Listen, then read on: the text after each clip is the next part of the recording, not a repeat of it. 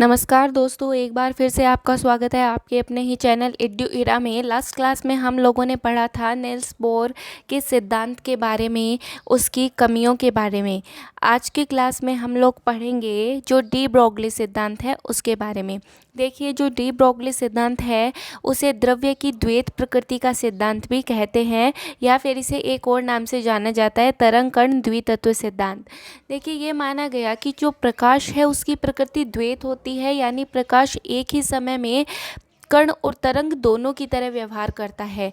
तो de Broglie ने इसी कॉन्सेप्ट को लेके अपना सिद्धांत दिया। डी ब्रोगली बोला कि भाई, जैसे प्रकाश जो है एक ही समय में कण और तरंग दोनों की तरह व्यवहार करता है, उसी प्रकार कोई द्रव्य भी एक ही समय में कण और तरंग दोनों की तरह व्यवहार दर्शाता है। दो प्रकार की प्रकृति होने के कारण इसे द्रव्य की द्वैत प्रकृति का सिद्धांत कहा गया।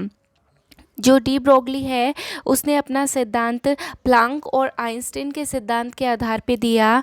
प्लांक के अनुसार जो ई है वो एच न्यू होता है, यानी जो प्रकाश की ऊर्जा है वो एच न्यू के बराबर होती है। यहाँ ई ऊर्जा को एच प्लांक नियतांक है, यहाँ पे आपको ध्यान रखना है, प्लांक नियतांक, और न्यू जो है वो आवृत्ति को दर्शाता है।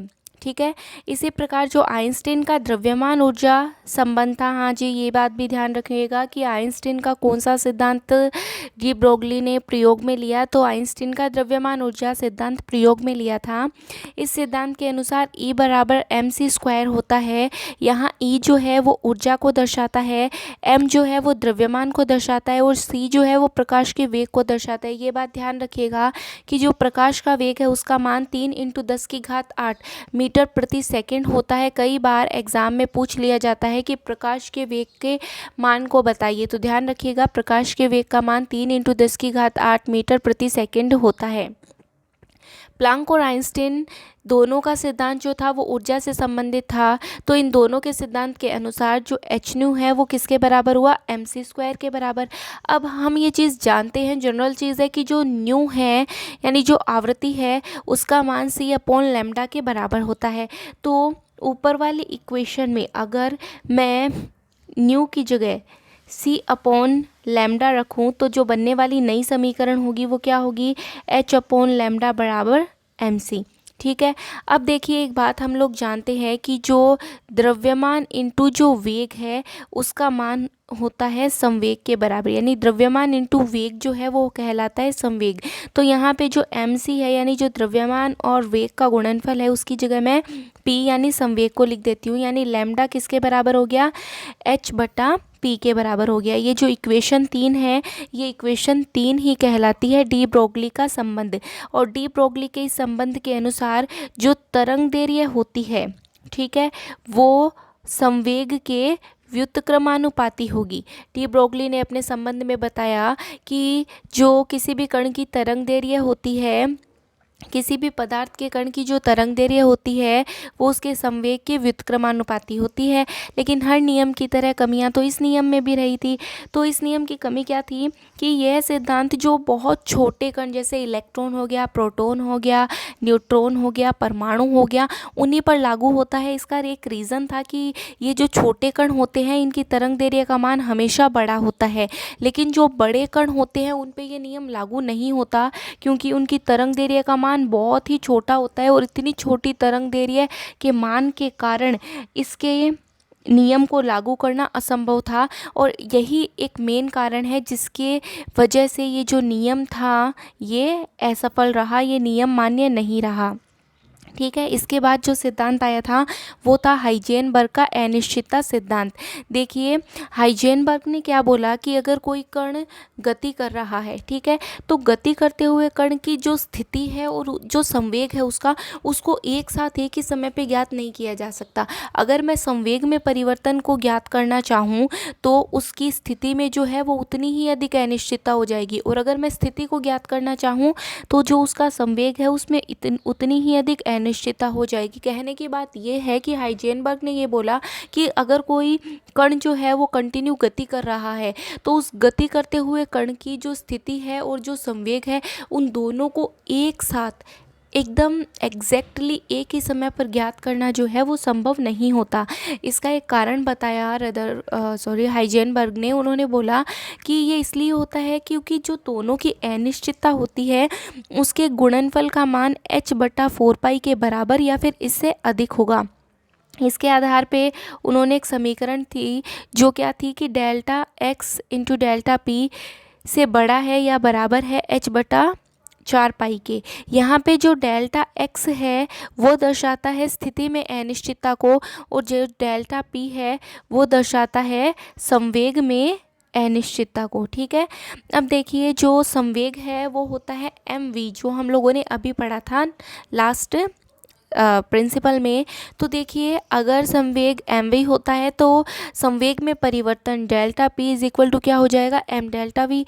अगर मैं डेल्टा p का मान इस इक्वेशन में रखना चाहूँ तो हमारे पास जो नई इक्वेशन बनेगी वो क्या होगी, डेल्टा x से बड़ा है के बराबर है h/4 डेल्टा v। कभी कभी ये जो समीकरण है ये भी पूछ ली जाती है कंपटीशन एग्ज़ाम में, क्योंकि ये समीकरण बहुत कॉमन है। तो आजकल जो कंपटीशन एग्ज़ाम का लेवल है जो थोड़ा टफ चल रहा है, तो उसके अकॉर्डिंग अपने लोगों को ये सेकंड वाली समीकरण को भी ध्यान रखना है, इसको कभी कभी पूछ लिया जाता है। ठीक है, अब देखिए जो एच क्रॉस आपको ध्यान रखना है कि एच क्रॉस की अगर बात करें कि एच क्रॉस क्या होता है, तो ध्यान रखना कि जो एच क्रॉस है उसका मान होता है h/2 के। ठीक है, अगर हम लोग कहीं पे एच क्रॉस लिखते हैं तो उसका मान h/2 के बराबर होता है। तो इसी तरीके से जो हाइजेनबर्ग का अनसर्टेनिटी प्रिंसिपल है उसको हम इस तरीके से भी लिख सकते हैं कि एच क्रॉस का हम लोगों ने यूज़ किया तो जो समीकरण है वो बन गई delta x into delta p equal to और ग्रेटर देन h/2। तो ये तीनों समीकरण हम लोगों को ध्यान रखनी है, ये एग्ज़ाम में पूछ ली जाती है। तो 3 समीकरण कौन सी ध्यान रखेंगे, देखिए इसमें जो पहली समीकरण अपने लोग ध्यान रखेंगे वो है delta x into delta p से बड़ा है के बराबर है h/4 के। जो दूसरी समीकरण हम लोगों को ध्यान रखनी है वो है डेल्टा x से बड़ा है के बराबर है h/4 m डेल्टा v। और जो तीसरी समीकरण हम लोगों को ध्यान रखनी है एच क्रॉस वाली, वो ध्यान रखनी है delta x into delta p से बड़ा है के बराबर है h/2 के। अगर कोई पूछे h क्रॉस का मान क्या होता है तो ध्यान रखिएगा h cross is equal to होता है h/2 पाई। ओके, अब नेक्स्ट हम लोग पढ़ेंगे कि परमाणु क्रमांक क्या होता है। देखिए जो परमाणु क्रमांक होता है उसको रिप्रेजेंट किया जाता है Z से। ठीक है, अब देखिए कोई भी हम लोग परमाणु ले रहे हैं, उस परमाणु के नाभिक में कितने प्रोटॉन उपस्थित है, उन प्रोटॉनों की संख्या जो है वही कहलाती है परमाणु क्रमांक। ठीक है, एग्जाम्पल देखिए, जैसे मैं अगर बात करूँ यूरेनियम की। ठीक है, तो जो यूरेनियम है उसके नाभिक में 92 प्रोटॉन यानी 92 प्रोटॉन होते हैं, जिसके कारण उसका परमाणु क्रमांक भी क्या होगा, 92 होगा। ठीक है, अगर हम बात करें किसी उदासीन परमाणु की, तो ध्यान रखिएगा ये बात इंपॉर्टेंट है, ध्यान रखने लायक है कि जो उदासीन परमाणु है उसमें इलेक्ट्रॉनों की संख्या और प्रोटॉनों की संख्या हमेशा बराबर होती है। ये चीज़ ध्यान रखिएगा। उदासीन परमाणु के लिए आपको पूछ लिया जाता है कि कोई उदासीन परमाणु आपको दे देंगे और पूछेंगे इसमें पाए जाने वाले इलेक्ट्रॉनों तथा प्रोटॉनों की संख्या बताइए। तो ध्यान रखिएगा अगर उदासीन परमाणु है तो वहाँ इलेक्ट्रॉन और प्रोटॉन की संख्या हमेशा इक्वल रहेगी। एग्जाम्पल देखिए, जैसे हम लोगों ने एक एटम लिया है, एक परमाणु लिया है कार्बन का। ठीक है, अब देखिए ये जो कार्बन का परमाणु लिया है तो कार्बन में पाए जाने वाले जो प्रोटॉन है उन प्रोटॉनों की संख्या होती है 6, और प्रोटॉनों की संख्या 6 होने के कारण इसका परमाणु क्रमांक भी कितना माना गया है, 6 माना गया है। अब देखिए कार्बन जो है वो उदासीन परमाणु है, तो उदासीन परमाणु होने के कारण कार्बन में पाए जाने वाले जो इलेक्ट्रॉनों की संख्या है वो भी प्रोटॉन की संख्या के बराबर होगी, यानी इलेक्ट्रॉन की संख्या भी कितनी रहेगी, 6 ही रहेगी। ठीक है, अब देखिए ये जो डायग्राम है ये भी दर्शा रहा है एटॉमिक नंबर को ही, कि atomic number of an element is equal to the number of proton present in the nucleus of its atom. तो सेम वही चीज़ है कि भाई जो नाभिक में पाए जाने वाले प्रोटॉनों की संख्या है वही क्या कहलाती है, उसका एटॉमिक नंबर। एग्जाम्पल जैसे हाइड्रोजन की बात करते हैं तो हाइड्रोजन का परमाणु क्रमांक 1 होता है। उसका रीज़न क्या है, क्योंकि हाइड्रोजन परमाणु के नाभिक में पाए जाने वाले प्रोटॉन की संख्या 1 होती है,